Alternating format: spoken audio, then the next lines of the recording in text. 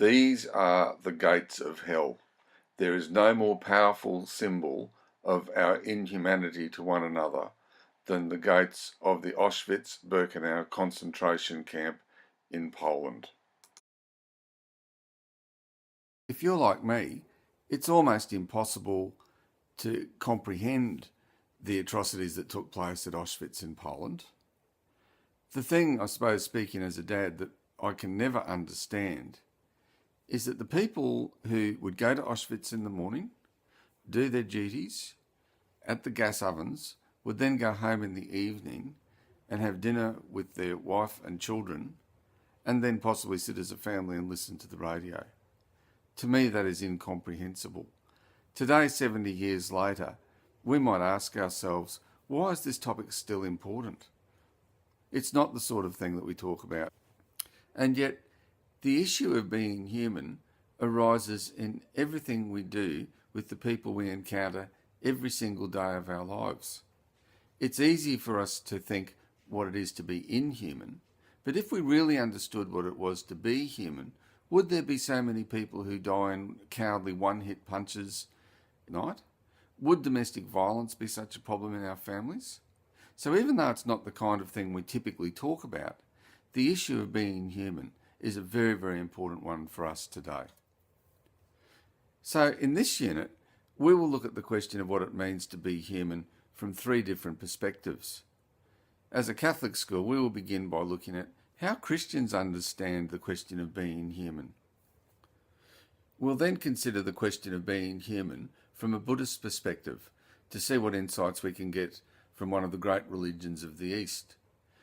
Finally, we'll have a look at what approaches secularism might have to offer in terms of helping enrich our understanding of being human. And within secularism, there's two very divergent views that we will look at.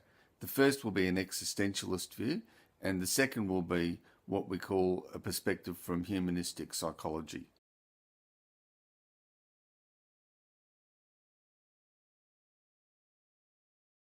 So how do Christians understand the question of being human? Well, to answer the question, we don't really need to look much further than the first couple of pages of the Bible. In the first two chapters of Genesis, we are told of a God, a creative God, who breathes life into Adam, the earth creature, and then creates Eve as his partner to be co-creators and stewards of creation. That belief is shared with Jews and Muslims as well. For Christians, Jesus of Nazareth is the person who shows to us what it means to be fully human, what it is that we are called to be as a human person, made in the image and likeness of a God who loves us. Through the life, death and resurrection of Jesus, Christians are presented with a picture of what we call God's kingdom, the way in which God calls humans to live with all creation in this world. For Christians, we are fully human when we confront the crosses of our lives and go beyond them in a way that transforms the life we live into something that our God wants us to be.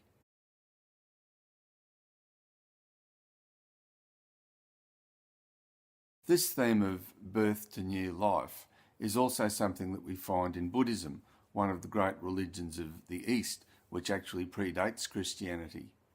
For the Buddhist, to be fully human means to follow the Four Noble Truths by following the Eightfold Path to enlightenment. By doing this, the Buddhist believes that they eventually reach nirvana.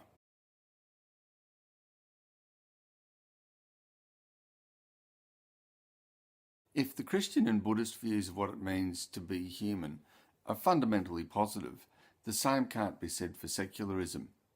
Within secularism, there are very divergent views of what it means to be human. The first one of these positions that we look at is what we call existentialism.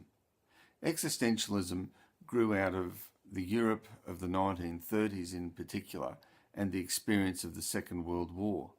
And the passage that we'll look at from Catch-22, which was a novel of the 1950s, describes us as nothing more than garbage.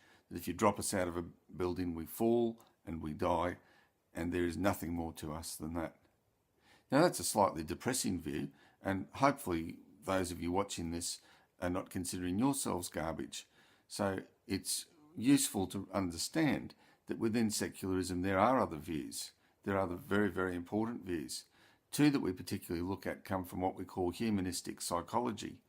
The first insight is provided by Abraham Maslow, who himself was of Jewish origins, who proposes a theory of the hierarchy of needs as a way of understanding how humans move from looking after the base needs of safety and belonging to coming to understand themselves better.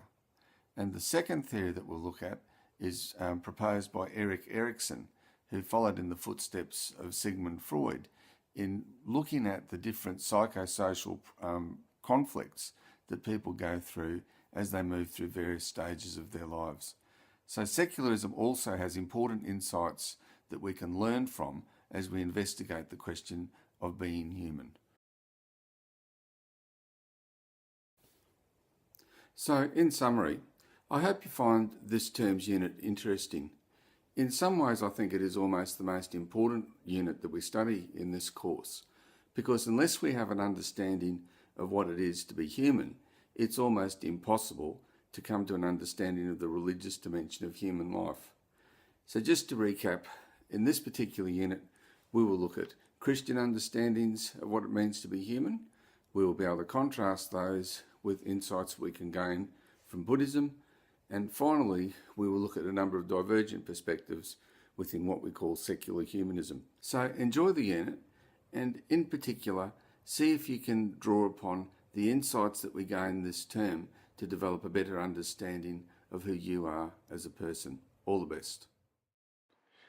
The end of this video, but don't forget that Mrs. Bates and I are both here to help you throughout the semester. So be sure to seek guidance when you need it, and also look for the other resources that are available on our Life page.